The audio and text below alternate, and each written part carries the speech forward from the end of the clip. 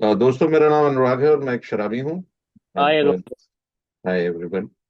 प्रभु की कृपा और अल्कोहलिक्स एनोनिमस के सुंदर प्रोग्राम और इस भाईचारे की मदद से आज के दिन मैं शराब के पहले घूंट से दूर हूँ। मैं पिंक सिटी ऑनलाइन ग्रुप का फिर धन्यवाद करना चाहूंगा। आज उन्होंने फिर मेरे को इनवाइट किया अपना experience, strength and hope share करने के लिए।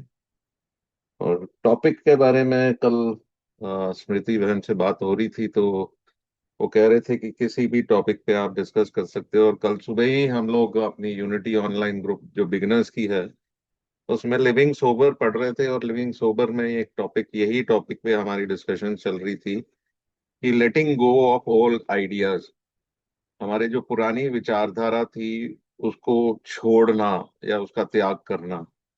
और मैंने कहा ये, क्योंकि उसको एक्सप्लेन करने के लिए या वो मेरे एक्सपीरियंसेस वो 5-7 मिनट की शेयरिंग में बहुत कम थे, तो मैंने कहा इस पे तो हम लोग बहुत लंबी चर्चा भी कर सकते हैं, डिस्कशन भी कर सकते हैं। अ, दोस्तों, जो ओल्ड आइडियाज के बारे में जो बात करनी है, पहले मैं ये देखना चाहूंगा कि मैं क्या था पहले अल्कोहलिक्स एनोनिमस में आने से पहले। और अगर मैं देखता हूं तो जब मैं शराब पीनी शुरू भी नहीं की थी, कि मेरे में कुछ पर्सनालिटी की कुछ ऐसे तत्व थे जो कि नॉर्मल लोगों में शायद हो या ना हो, मुझे नहीं पता, बट मेरे में काफी उभर के बाहर निकलते थे। एक समझ नहीं आता था बचपन से ही, मेरे में एक अजीब टाइप की इंफीरियोरिटी कॉम्प्लेक्स थी। मैं अपने आप को काफी हीन समझता था बाकी लोगों से जो मेरे साथ लोग थे। जनरली मेरे को पढ़ाई में इतनी रुचि नहीं थी, बाकी लोग कुछ आगे बढ़ रहे थे। घर में भी मेरी सिस्टर पढ़ाई में ज्यादा मेहनत करके अच्छे नंबर लाती थी और मेरा कभी इंटरेस्ट पढ़ाई में रहा नहीं। और मुझे बार बार टोका जाता था और कंपेयर किया जाता था अपनी सिस्टर के साथ माँ बाप की तरफ से कि देखो वो कितने अच्छा कर रही है, तुम भी मेहनत करो, तेरा तुम्हारा बिल्कुल ध्यान खेल कूद में ज्यादा है। और शायद वो भी एक रीजन रहा हो, बट इंफीरियोरिटी कॉम्प्लेक्स मेरे में काफी भरी हुई थी। मेरे में कुछ अपना कॉन्फिडेंस जिसे कहते हैं ना, बड़ी लो कॉन्फिडेंस था। सेल्फ एस्टीम भी कहीं थी ही नहीं, मतलब बहुत ही कम थी। मुझे अपने आप को मैं बहुत ही कमजोर या वर्थलेस काइंड समझता था। शरारतें करता था, गेम्स खेलता था, पर मुझे लगता था यार शायद मैं I am not good enough. मैं शायद बाकी लोग मेरे से ज्यादा अच्छे हैं, पढ़े लिखे हैं, पढ़ते हैं। दो पढ़ाई तो मैंने पूरी की, मैंने पोस्ट ग्रेजुएशन भी की, बट मतलब डुलते फिरते जिसे कहते हैं पंजाबी में ना, कि भाई रगड़ते वगड़ते पास हो जाता था और आता था। पर बाकी गेम्स में अच्छा था। मैं अपने स्कूल की टीम का वाइस कैप्टन, हाँ स्कूल की टीम का कैप्टन भी था। और कॉलेज में भी जाकर मैंने टेबल टेनिस खेलता था काफी जोर से। और I was the vice captain of my district here. और काफी बट समहाउ मेरी पर्सनालिटी में एक ये डिसऑर्डर था, जो मैं हमेशा दूसरे लोगों से अप्रूवल ढूंढता था। मैं अपने आप को अपनी नजर में कभी जज नहीं करता था। मेरे को यही लगता था यार अगर दूसरे लोग मेरे मेरे को अप्रूव करें तब ठीक रहेगा। दूसरे लोग मेरे को अच्छा कहें, मेरे को शाबाशी दें, या मेरे को मेरी प्रेज करें, या मेरे को अप्रिशिएट करें, तब मेरे को काफी अच्छा लगेगा। सिमिलरली, और हमेशा मैं वैलिडेशन चाहता था कि दूसरे मेरे को कहें। और बहुत से लोगों को मैं जो भी मेरे दोस्त हैं या आसपास के लोग हैं, और अ, इंसान को मतलब अपने आप को मैं करने से अच्छा अपनी वैल्यू अपने आप को मेरे को कभी लगी नहीं। मेरे को यही लगता था कि मैं क्या हूँ जो दूसरे लोग मेरे बारे में सोचते हैं या मेरे को समझते हैं। मैं ऑनेस्टली दूसरे लोगों को अपनी जिंदगी का जज बनाया हुआ था, और मैंने उनको अपनी खुशियों का या अपने सेल्फ वर्थ का एक अथॉरिटी बनाई थी कि अगर वो अप्रूव करें तो मैं खुश हूँ, मुझे अच्छा लगेगा। और अगर वो खुश नहीं है तो मैं किसी ना किसी तरीके से उनको खुश करने की कोशिश करूं। या कोई ज्यादा ही कोई मेरे को क्रिटिसाइज करता तो वो मेरा बड़ा तगड़ा दुश्मन होता था, और उसको मैं मौका ढूंढता था कि किसी ना किसी तरीके से उसको नीचा दिखा सकूं। और ऑनेस्टली घर में भी मैं शर्मीला भी था। परिवार में कोई गेस्ट वगैरह आ जाते थे तो मैं अपने रूम में चले जाता था, सामने नहीं आता था कोई, क्योंकि बड़ी टाइप की एक ही भावना थी। समझ में नहीं आता था मेरे को ये हीन भावना क्यों थी। शायद भगवान ने मेरे को ऐसे ही बनाया था, मुझे कुछ नहीं पता। और फिर मेरी जिंदगी में जब शराब आई, शराब ने मेरी पर्सनालिटी के साथ, कभी मैं अ, खोल के बाहर निकलता था, कभी मैं छुप छुप के रहता था, कभी मैं शराब के साथ काफी, मतलब अच्छा एक सहारा सा मिला। और शुरू शुरू में शराब पीने का मेरे को ये लगता था यार मैं अपने बड़े लोगों के साथ मिलके काम कर रहा हूँ। और थोड़ा जब हम टीन एज में थे, तो मेरे साथ ये होता था कि यार अपने से बड़े लोगों के साथ ही ज्यादा समय मैं बिताता था, और उन्हीं से मेरे को ये आदतें पड़ती थी सिगरेट पीने की। और मैं दारू भी कभी कभी पी लेता था उन लोगों के साथ। और सिगरेट पीने का मेरे को, मेरा जो आइडियल होते थे उस समय, अंग्रेजी मूवीज में क्लिंट ईस्टवुड थे, और वो मतलब घोड़े पे काउबॉय की तरह, काउबॉय बन के, मतलब घोड़े पे बैठ के एक सिगरेट रोल करके मुंह में लगाते थे और सिगरेट जलाते थे। और एक मालबोरो की ऐड आती होती थी उस समय, a cigarette in my hand I felt like a man, ऐसे करके। और मेरे को भी यही लगता था यार सिगरेट पियेंगे दारू पियेंगे तो अपने से बड़े रहेंगे। और मतलब एक टाइप का रिवोल्ट भी था, एक टाइप का ये भी था कि मैं यार छोटा नहीं हूँ, मैं बड़े लोगों के साथ रहता हूँ, तो अपनी उम्र के बड़े लोगों के साथ मैं बिल्कुल है। तो शराब ने फिर अपनी पिटाई करनी शुरू की यार, अच्छी तरह प्रोग्रेशन हुई मेरी बीमारी की। और मेरे उस समय भी काफी विचारधारा बने, अल्कोहल के साथ, अल्कोहल को लेकर भी काफी मेरे विचार बनते थे। शराब के साथ तो मेरे को यही था कि हो अल्लाह करना, दोस्तों के साथ तो दारू पी लो। अगर बाद में एक स्टेज आया कि यार अब बारिश का मौसम है तो शराब पीनी चाहिए।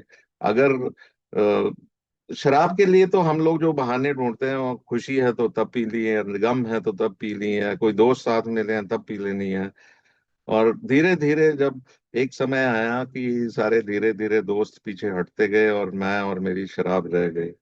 और मुझे याद है कि घर वालों ने कहा कि यार ये लड़का थोड़ा कंपनी ठीक नहीं है, तो आई थिंक इनकी शादी हो जाएगा तो शायद कंपनी भी ठीक हो जाएगा, इसका अटेंशन डाइवर्ट हो जाएगा। और मुझे याद है कि अभी वो मेरा ऑलमोस्ट पीक का टाइम था जब शादी हुई थी 1993 में। और मैं अपने हनीमून पे गया था, तो अ, मैं इनफैक्ट यहाँ नॉर्थ में रहते हैं तो मनाली की तरफ हम लोग गए, तो साथ में मैं अपनी 2 या 3 बोतल शराब ले गया, क्योंकि शराब को एक जिंदगी का बहुत ही इंपॉर्टेंट हिस्सा मैं मानने लगा। मैं ये समझता था यार अगर शराब साथ हो तो हर चीज बहुत बेहतर हो जाएगी। अगर बीवी से बात करनी है, if you want to talk in a romantic way, गजलें लगा के उनसे बात करो। दूसरा, अगर सेक्स में भी मेरे को लगता था कि शराब साथ में हो तो लाइफ और बेटर हो, I will have more pleasure out of all this. और धीरे धीरे मतलब जिंदगी के हर पहलू में मैं शराब के साथ जोड़ता था। और हुआ ये कि मेरी प्रोग्रेशन ऐसी हुई कि अगले 4 सालों में मैं पूरा फुल फ्लेज शराबी बन गया। दोस्त जो मेरे साथ पीने वाले थे वो चले गए। जहां मैं नौकरी करता था वहां मैं 1-2 घंटे जाता था और उसके बाद मैं निकल जाता था अपने ऑफिस से फिर पीने के लिए। वहां भी मेरे साथ बड़ी इश्यूज होते थे because of my basic personality. मैं वहां जो भी लोग होते थे मेरे को यही लगता था यार ये बंदा मेरे साथ प्लॉट कर रहा है, ये बंदा ठीक नहीं है। मैं अपने ही दिमाग में वो ताना बाना बुनना शुरू कर देता था कि दूसरे लोग मेरे साथ इस हिसाब से क्यों बिहेव कर रहे हैं। मैं कभी अपनी गलती नहीं देखता था। मुझे यही लगता था कि ये लोग मेरे से जलते हैं, मैं बहुत अच्छा काम करता हूँ, काम में मैं ठीक था। मेरे को यही लगता था कि मैं काम में अच्छा हूँ, तो ये लोग मेरे से जलते हैं, तभी ये मेरे साथ ऐसे पॉलिटिक्स खेलते हैं बॉस के साथ। तो हुआ ये कि ऑफिस में भी मैं बिल्कुल अलग हो गया। मैं फिर एक समय आया कि हालत इतनी खराब हो गई कि मेरे को घर वाले, मेरी वाइफ और मेरे पेरेंट्स एक डॉक्टर के पास ले गए।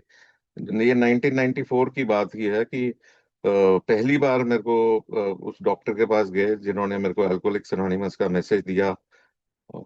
उस समय मेरी बिटिया भी पैदा होने वाली थी। तो इसी टाइम था, सितंबर में मैं गया था और अक्टूबर 8 को मेरी डॉटर पैदा हुई थी।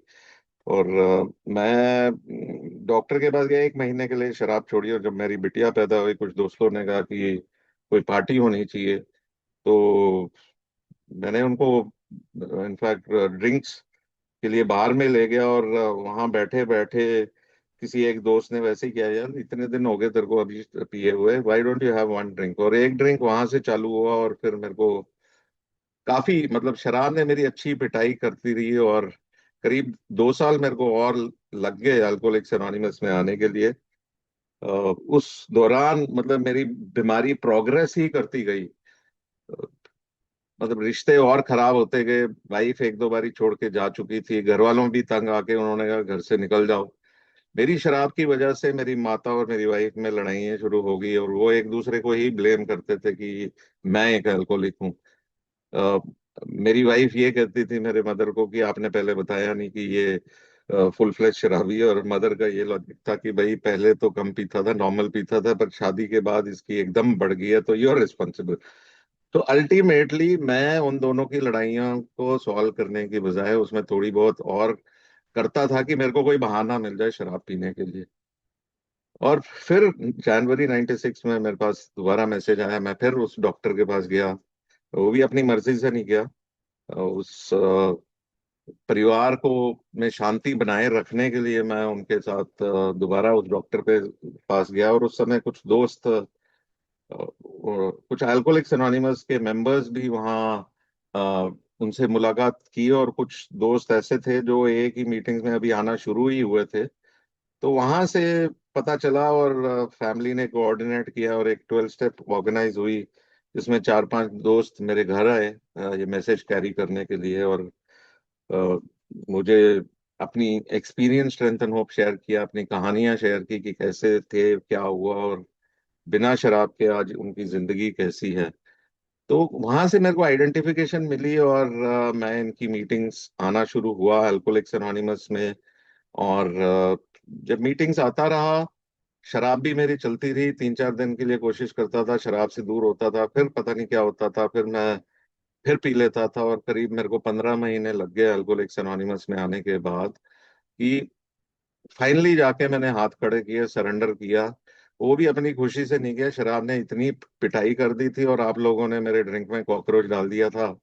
तो ना मैं चैन से शराब पी पाता था, और ना मैं बिना शराब के रह पाता था। और एक किताब में लिखा हुआ है ना कि ना मैं इधर का ना मैं उधर का, I was off at a place जहां मैं ना जीना चाहता था ना मैं मरना चाहता था। तो फाइनली घुटने के बल बैठ के मैंने हाथ ऊपर खड़े किए, उस ऊंची शक्ति को प्रार्थना की कि बस अब मेरे बस की बात तो रहने की है, यू टेक ओवर, तू ही अब कर, मेरे मैं नहीं कर सकता, मैं अपनी शराब पे नहीं कर सकता, रोक सकता। इनफैक्ट मेरी माता भी वो भी काफी फ्रस्ट्रेट हो गए थे, क्योंकि देखा कि 15 महीने हो गए ये लड़का अल्कोहलिक्स एनोनिमस जा रहा है, मेरे बाद आए हुए लड़के शराब से दूर हो पा रहे थे, पर मैं नहीं हो पा रहा था। तो उनको लगता था यार कि ये क्यों नहीं हो पा रहा, ये किसको क्या है इसमें कि शायद फिर मेरे को यही कहता था कि तू नहीं ठीक हो सकता, बाकी दुनिया शायद सारी ठीक हो जाए। बट समहाउ पिटाई शराब की अच्छी हुई, तो मेरे भी हाथ खड़े हुए, मैंने भी सरेंडर किया। मैंने ये माना कि मैं शराब के सामने शक्तिहीन हूँ, जिंदगी का बैंड बजा हुआ है, मतलब अस्त व्यस्त तो क्या कह सकते हैं, तहस नहस ही हो गई थी जिंदगी, रिलेशनशिप तहस नहस थे शराब के कारण, मेरा काम तहस नहस था, और मेरे बाकी एरियाज ऑफ लाइफ जहां भी हम देखे हैं उस तरफ हालात काफी खराब थे। पर शराब से किसी ना किसी तरीके से दूर हुआ, अल्कोहलिक्स एनोनिमस में एक्टिव हो गया, और शराब का ऑब्सेशन जाता रहा। और मतलब शराब ने शुरू में मेरे को पंख दिया यार उड़ने के लिए। अंग्रेजी में एक बड़ा अच्छा वन लाइनर है और मेरा फेवरेट है कि alcohol gave me wings to fly then it took away the sky. कि शराब ने मेरे को पंख दिए उड़ने के लिए, फिर बाद में वो आसमान ही ले उड़ा। और वो बैंड ऐसा बजा मेरा कि finally 15 March 1997 was my first day. 14 मार्च को जो मेरी हालत हुई, तो मेरे पास और कोई चारा नहीं था अपने घुटनों के बल बैठ के और मदद मांगने के लिए ऊंची शक्ति से। ये नहीं कह रहा हूँ कि उस 15 महीनों में अल्कोहलिक्स एनोनिमस के बहुत से दोस्तों ने बहुत मदद की मेरी, काफी मेरे साथ जुड़े रखे। जब मेरी कोई ज्यादा हो जाती तो मेरे पिताजी किसी ना किसी भाई को फोन कर देते, और वो दोस्त मेरे को बुला लेते अपने घर में, उस समय लैंडलाइंस ही होते थे हमारे। तो वो मैं उनके घर पहुंचता था, और मुझे समझ नहीं आती थी इन लोगों को कैसे पता चला कि बैंड बजा हुआ है। फिर बाद में पता चला कि मेरे पिताजी उनको बताते थे कि भाई इसका ये हालत रात को बहुत खराब हुई है, तो इसको मदद की जरूरत है। सो वहां से जर्नी शुरू हुई, और काफी साल मैं ये में एक्टिव रहा, ठीक रहा, खुश रहा। खुशी का मेरा मेन कारण यही था कि मैं ये की सेवाओं में कूद गया। लाइफ अच्छी हुई। बहुत बहुत चीजों में, मतलब मेरी लाइफ में शराब चली गई, क्योंकि मेरी मदर भी पहले शुरू शुरू में ना, उनको यही एक विचार था कि ये लड़का यार अच्छा है मेरा, थोड़ा सा अगर शराब छोड़ देना, इज वेरी नाइस यार, गोल्ड है ये, मतलब लड़का सोना है मेरा। तो मेरे को भी ये भ्रम था कि मैं बड़ा अच्छा आदमी हूँ। बट ए में आया, शराब चली गई थी, पर बाकी इश्यूज अभी वहीं के वहीं थे। जो मेरी इंफीरियोरिटी कॉम्प्लेक्स थे, उसमें थोड़ा बहुत फर्क आया था। जो मैं अपनी नजरों में अपने आप को देखता था, उसमें थोड़ा सा फर्क आया। जो मैं अपने हिसाब से लोगों को चलाना चाहता था, वो बिल्कुल नहीं हुआ। वो बेसिक पर्सनालिटी मेरी वहीं की वहीं थी। और बाकी लोग मेरे को सजेस्ट करते थे कि यार ये कदम वदम कर लो तुम, लाइफ अच्छी हो गई, बिकॉज ये 12 कदमों का कार्यक्रम है। उस समय हमारे, मतलब जब मैं लेट 90s की बात करता हूँ, कि बहुत कम लोग थे ऐसे जो, जिन लोगों ने 12 कदमों को अपने जीवन में अपनाए थे। और कुछ ऐसे दोस्तों को देखकर मेरा ज्यादा अट्रैक्शन उनकी तरफ से हटके, वो लोग जो सेवा में थे उनकी तरफ ज्यादा था। और 12 कदमों का ना करने का मेरे पास लॉजिक्स भी बड़े थे। जैसे हमारे 12 स्टेप्स 12 ट्रेडिशंस में स्टेप 4 में भी लिखा है कि मैं बहाने ढूंढता था कि क्यों ना स्टेप्स करूं। मुझे ये लगता था कि शायद मैंने यार इतना काम, बुरे काम किए ने अपनी जिंदगी में, जो कि मेरे को लिखना पड़े उसके बारे में। आई थॉट कि अगर शराब ही पीता हूँ, तो बाकी मैं बहुत बेसिकली अच्छे मॉरल वैल्यूज का आदमी हूँ, तो मेरे को ये सब करने की जरूरत नहीं। बट बहुत सी कमियां थी मेरी लाइफ में जो मैं कभी देखने की कोशिश नहीं करता था। रिकवरी में था, सर सेवा भी करता था। मेरे जो पुराने विचारधारा थी वो अभी भी टिकी हुई थी। मैं लोग दुनिया को जैसे मैं पहले देखता था वैसे ही देखता था। मुझे लोगों से खुंदकें भी थी। मुझे लोगों को मैं ब्लेम भी करता था अपने उस हालात के लिए।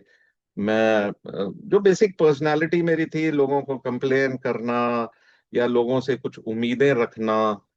मैं लोगों की इन्वेंट्री ज्यादा अच्छा ले लेता अपनी इन्वेंट्री लेने की बजाय।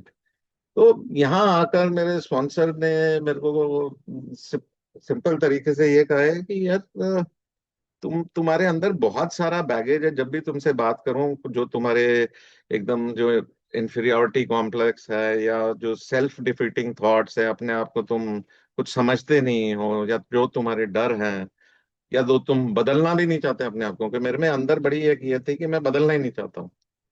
मैं कोई भी मेरे को कुछ कहने की कोशिश करते थे, मैं पहले ही उसको रिजेक्ट करता था। Contempt prior to investigation. मैं किसी चीज को ट्राई करने से पहले ही उसके ऊपर अपने विचारधारा रखता था, और कोशिश यही होती थी कि नहीं, जो मैं कह रहा हूँ ठीक है। और अंदर ही अंदर I was not at peace with my self. अंदर से ही मेरे को ना शांति थी। शराब तो चली गई थी, थोड़ा सा दूर हो गई थी, बट मैं वैसे का वैसा ही था यार। वही रेस्टलेसनेस थी, वही इरिटेबिलिटी थी, अनसेटिस्फाइड माइंड। मेरे को यही लगता था यार अगली चीज में मेरे को ज्यादा मजा आएगा। कई चीजें मैं पुरानी लेकर बैठा रहता था, हमेशा दिमाग में यही रहता था कि यार ये चीजें नहीं छोड़नी, बाकी सब छोड़ दूंगा, ये चीजें नहीं छोड़नी। कुछ खुंदकें थी लोगों से, यहाँ कहते थे कि यार स्टेप्स करोगे तुमको थोड़ा सा काफी कुछ अंदर सुधार होगा, अल्टीमेटली लाइफ बहुत अच्छी होगी। बट जब मैं देखता था यार वो पॉसिबल ही नहीं। और हाउ इट वर्क्स में पढ़ते थे हम, क्या पर कोई, कि भाई हमें ये जो पुरानी आदतें हैं, वो हम कईयों में से, हम में से कई लोग उसे छोड़ना ही नहीं चाहते। और हम उसे छोड़ना इसलिए नहीं चाहते क्योंकि हमको उसमें मजा आ रहा है।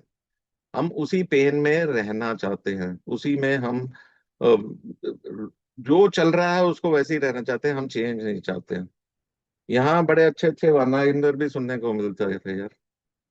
कहते हैं तकलीफ है या पेन जो है ना, इट इज, वो चेंज में नहीं है, वो तुम्हारा रेजिस्टेंस जो है ना उसमें है।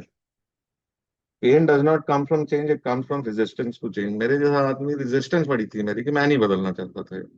मैं पुराने आइडियाज को छोड़ना ही नहीं चाहता था। हर चीज को मेरे को यही लगता था कि नहीं, ये ऐसे ही होनी चाहिए, मेरी अपनी विचारधारा है, इसको मैं पकड़े ही रखूंगा। और फिर धीरे धीरे मार पड़ती है यार, मार पड़ती है। बिग बुक भी यही कह रहा था कि यार some of us have tried to hold on to our old ideas and the result was nil until we let go absolutely. बिल्कुल ही छोड़ना था मेरे को, अपने आप को साफ करना पड़ा। कार्ल यंग का भी हम देखते हैं, जो रोलैंड हैजर्ड उसके पास गया और उससे पूछने लगा कि भाई तुम, मैं ठीक क्यों नहीं हो पा रहा हूँ, मेरे को बताओ कि क्या कारण है यार, क्या मैं ठीक नहीं हो पाऊंगा। वो कह रहा था कि तेरे जैसे बंदे के लिए या तो एक बॉडीगार्ड चाहिए, या कोई ऐसा है जेल में तुम हो कि कोई ना कोई तेरे को बंदिश हो। वो कहते फिर मेरा जैसे आदमी के लिए कोई चांस नहीं है। वो कहते हाँ, इधर उधर हमने देखा है कि कोई ना कोई शराबी, वो वाइटल स्पिरिचुअल एक्सपीरियंसेस हुए हैं। वो कैसे हुए हैं? कहते they appear to be in the nature of huge emotional displacements and rearrangements. जो आइडियाज, इमोशंस एंड एटीट्यूड्स जो इनके पुराने वाले थे, वो उनको उखाड़ के साइड पे करने पड़े, और उनकी जगह एक new set of conceptions and motives began to dominate them. और ये वो खुद नहीं कर सकते, एक ऊंची शक्ति उनके लिए करती है। तो फिर काफी सालों बाद जाकर फिर मेरे ऊपर कुछ वर्कशॉप्स अटेंड किए 12 स्टेप्स पे, और वहां से मैंने देखा यार बिग बुक की कुछ स्टडीज हो रही थी, और उसमें वर्कशॉप्स में बातचीत हो रही थी। मैं बिग बुक भी पढ़ता था और 12 स्टेप्स 12 एडिशंस वगैरह भी पढ़ता था, but in bits and pieces. उसमें से कोई एक पर्टिकुलर पैसेज निकाल लिया और उस पे मंथन करने लगा, या उस पे सोच विचार करने लगा। और मुझे लगता था यही सब कुछ है, और बेसिकली मैं ज्यादा स्लोगन्स के ऊपर फोकस रखता था कि keep coming back, it works, और मीटिंग्स करते रहो। और मतलब दो बहुत से स्लोगन्स ऐसे थे जिन्होंने मेरी जिंदगी में काफी मदद भी की है। बट मोर और लेस स्लोगन्स और रिकवरी का वो प्रोग्राम एक्चुअली नहीं है जो मेरे को परमानेंटली रिकवरी में आकर या सोब्राइटी में आकर बिना शराब के एक अच्छी और खुशहाल जिंदगी जीने देता। और वही मेरे लिमिटिंग बिलीफ तो अभी मेरे साथ ही थे ना। मेरी पर्सनालिटी में कोई खास बदलाव नहीं आया था, सिर्फ शराब ही गई थी। और फिर यहाँ आकर जब मैंने दोबारा कदमों को करना शुरू किया, मैंने अपने स्पॉन्सर के साथ बैठ के जब बिग बुक पढ़नी शुरू की, मुझे पता चला यार कि मेरी कमियां कहाँ हैं। जो मेरी कमियां हैं, लोग रिजेंटमेंट की है, लोगों से डर है, लोगों को कंट्रोल करने का है, जो हमेशा मैं ये प्रूव करना चाहता हूँ कि मैं ही सही हूँ। मैं कंप्लेन करने के लिए सबसे आगे बैठा रहता था कि वो आदमी ठीक नहीं है यार, उसने ऐसा किया तभी मेरा मूड ऐसा है, या मेरे साथ ऐसा है।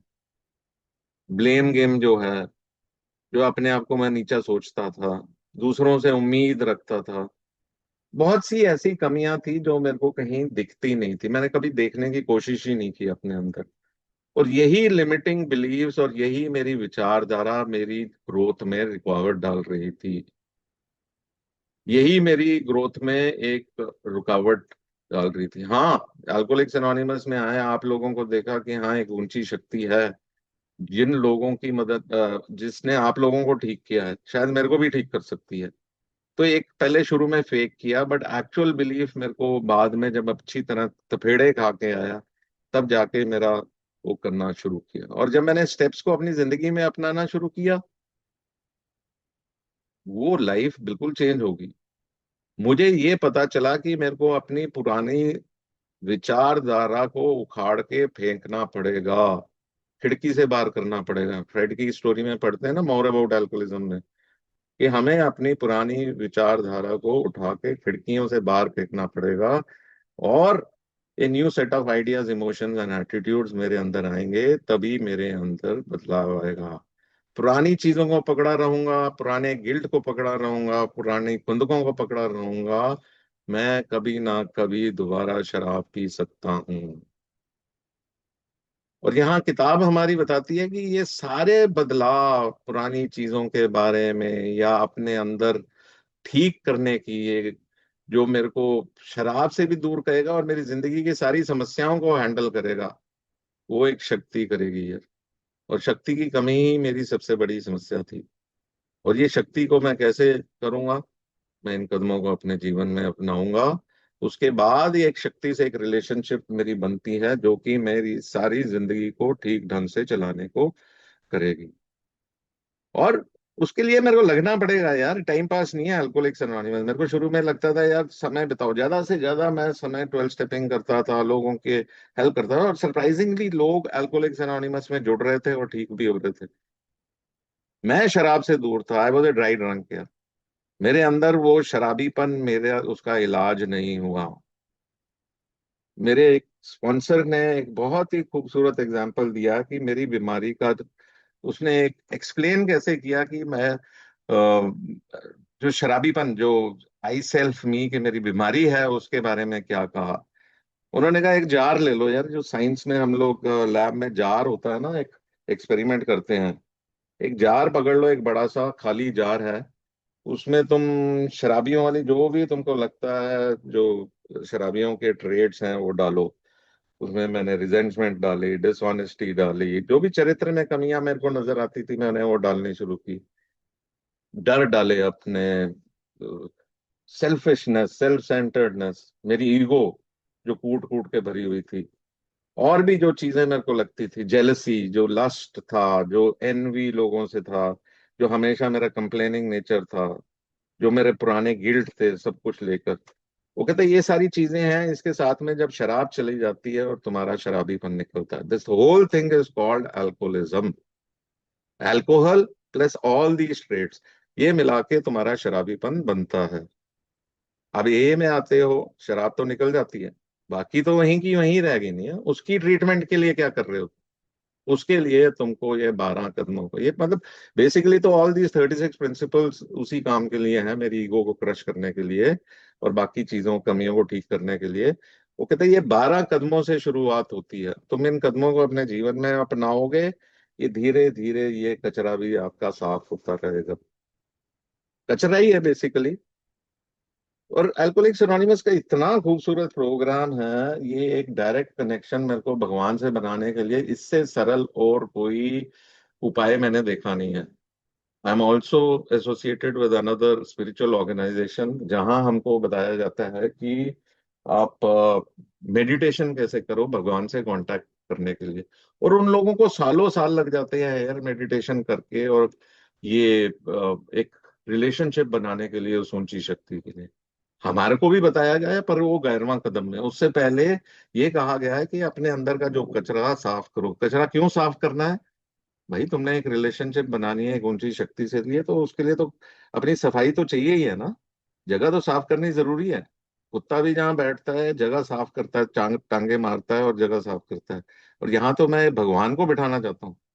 तो भगवान को बिठाना है तो मेरे को अपने अंदर का कचरा निकालना पड़ेगा। और वो कचरा मैं कैसे निकालता हूँ? स्टेप 4 और 5 में उसको मैं आइडेंटिफाई करता हूँ, उसको लिखता हूँ। और स्टेप 5 में भगवान और एक दूसरे इंसान के साथ, ये सारे ओल्ड आइडियाज थे मेरे, उनको मैं लिस्ट बताता हूँ। वहां से मेरी दो लिस्ट बनती हैं, एक तो मेरी चरित्र की कमियों की, और दूसरा जिन जिन लोगों को मैंने हर्ट किया है, हार्म किया है। और स्टेप 6 और 7 में मैं प्रार्थना करता हूँ, पहले तैयार होता हूँ और उसके बाद प्रार्थना करता हूँ उस ऊंची शक्ति से कि भगवान इसको पूरा ही ले ले यार तू, मेरी जितनी भी कमियां हैं तू ले ले उसको। उसमें भी बहुत 100% नहीं हो पाता, क्योंकि कहीं कमियां मैं फिर भी नहीं छोड़ना चाहता हूँ, कहीं कैरेक्टर डिफेक्ट्स मैं फिर भी रखना चाहता हूँ। और स्टेप 8 और 9 में मैं तैयार होता हूँ दूसरों के साथ अमेंड्स करने के लिए, और दूसरों के साथ मैं अमेंड्स करता हूँ, भरपाई करने की कोशिश करता हूँ। और बाद में स्टेप 10, 11, 12 में मैं उसे मेंटेन करने की कोशिश करता हूँ। डेली बेसिस पे मैंने ये देखना है कहाँ कहीं मेरे से कोई गलती हुई है, कहाँ मेरी सेल्फिशनेस उभर के आ रही है, कहाँ मैं खुंदकी हो रहा हूँ, कहाँ मैं इंटॉलरेंट हो रहा हूँ, कहाँ मैं लोगों से प्यार से बात नहीं कर रहा हूँ। क्योंकि ये नई चीजें तो सीखनी है मैंने। ये नई चीजें, पुरानी आइडियाज को निकाल के साइड में रखना है और न्यू आइडियाज को अपने अंदर लाना है। और न्यू आइडियाज मेरे लिए क्या है? Love and tolerance of others is our code. दूसरों के साथ प्रेम करना और उनको बर्दाश्त करना। बर्दाश्त तो मेरे जैसा आदमी किसी को करता ही नहीं था। मैं अपने आप को समझता ही इतना था कि मैं दूसरों को कैसे बर्दाश्त कर सकता। पर मुझे करना है, ये नई चीजों को मेरे को सीखना है, क्योंकि अगर नहीं बदलूंगा तो मैं मरूंगा यार, दोबारा शराब पीऊंगा और दोबारा करूंगा। बहुत से ऐसे भी केसेस होते हैं जहां बहुत से जानवरों के साथ भी ऐसा होता है। ईगल के बारे में हम लोगों ने सुना है।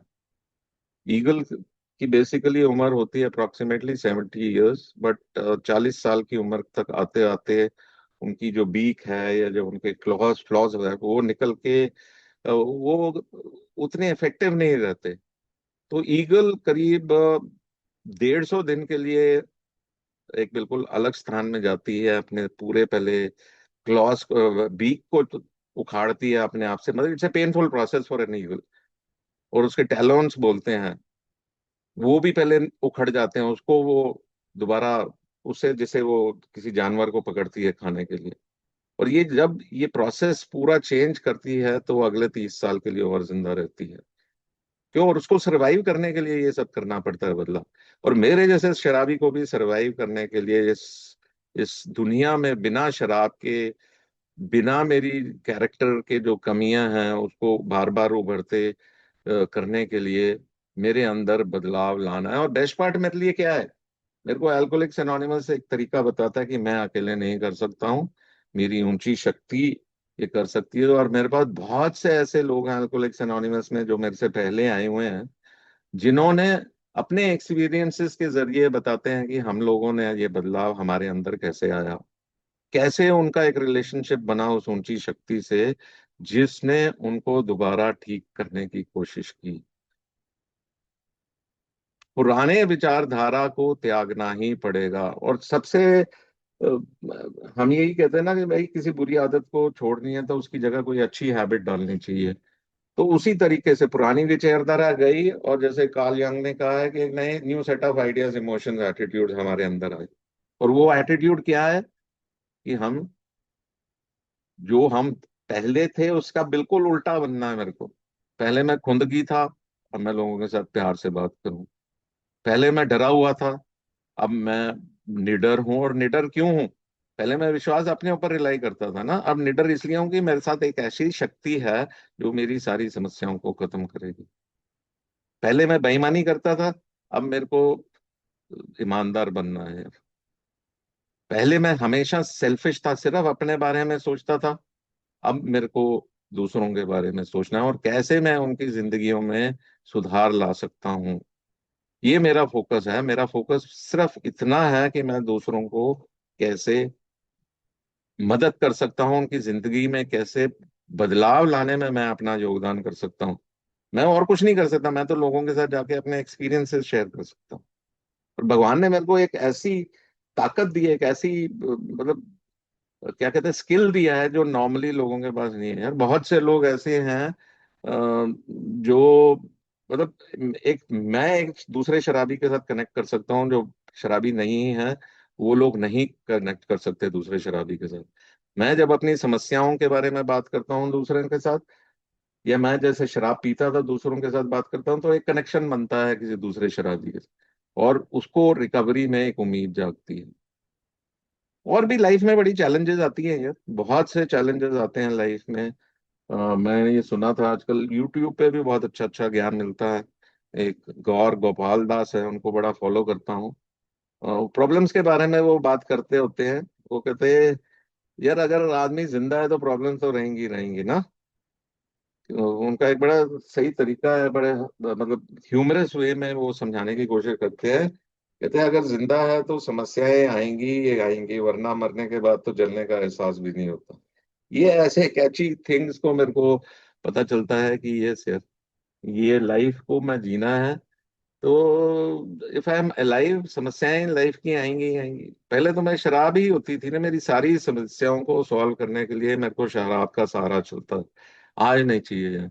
आज मैं जिंदगी को बिना शराब के फेस करने के, अपनी ऊंची शक्ति की मदद से शराब को फेस करने के काबिल बना हूं। आज जो एक दोस्त मेरे साथ शेयर करते होते हैं, एक बड़े खास मित्र हैं हमारे, वो कहते हैं यार लाइफ की प्रॉब्लम्स को प्रॉब्लम समझने की बजाय उनको चैलेंजेस समझो अपने। और जब चैलेंजेस समझोगे तो चैलेंज लेना भी हमें आता है। तो ये लाइफ के बहुत से चेंजेस हैं जो मेरे को बदलना पड़ेगा। जो पुराने विचारधारा है उसको छोड़ना पड़ेगा। अगर नहीं छोड़ूंगा तो किसी ना किसी दिन वहीं जाके मैं पहुंचूंगा जहां मेरी अल्कोहल तक पहुंच सकता हूँ। और दोबारा मैं अगर शराब पी ली तो मैं मर भी सकता हूँ यार।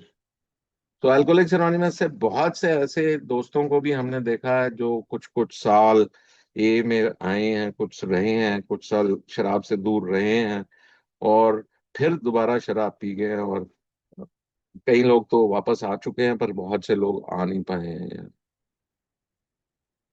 एक हैरी टेबॉट है, उन्होंने एक बहुत अच्छे आर्टिकल्स लिखे हैं। उन्होंने ये बताया है कि अल्कोहलिक्स एनोनिमस का प्रोग्राम जो हम फॉलो करते हैं, शुरू में आते हैं और इसको हम अपनी लाइफ में लाते हैं, हमारे अंदर बदलाव आता है और शराब चली जाती है। वो कहते हैं कि सिर्फ एक बार ही सरेंडर का प्रोग्राम नहीं है अल्कोहलिक्स एनोनिमस को, रिपीटेड सरेंडर्स करने पड़ते हैं मेरे को बार बार सरेंडर करना पड़ता है। स्टेप 10, 11 और 12 क्या है? इट हैज टू, मतलब हम कहते हैं ना, एक चमत्कार हुआ हमारी जिंदगी में और लाइफ ठीक हो गई है, बिना शराब के हो गया हूं मैं। तो मुझे ये बताया गया है कि ये मिराकल को मेंटेन करना है। I have to maintain by the miracle by following the programme on a daily basis. Long term sobriety का यही राज है यार। डेली बेसिस पे एक कदमों को अपने जीवन में अपनाना, जहाँ मतलब ये नहीं है कि तुमको बहुत एफर्ट वाली बात है। कुछ समय बाद ये आदत बन जाती है अपने जिंदगी में, ये कदमों को देखना और अपनाना। और जब एक बार ये हैबिट बन गई है तो मतलब जब भी आपको लगता है कुछ गलत हो रहा है, आपका एंटीना खड़ा हो जाता है। मेरे साथ ये होता है अक्सर। जब भी मेरे को लगता है कहीं मैं ओवरडू कर रहा हूँ कुछ, या कुछ मैंने कुछ किया है, तो इमीडिएटली एक एंटीना खड़ा हो जाता है और मेरे को आवाज आती है कि अनुराग तो गलत काम कर रहा है, रुक जा अभी। और अगर हो जाता है वो काम, तो फिर मैं जाके कोशिश करता हूँ अमेंड्स करने के लिए। जो पहले मैं बड़ी दिन लगाता था अमेंड करने के लिए, अब बड़ी जल्दी हो जाते हैं वो अमेंड्स मेरे।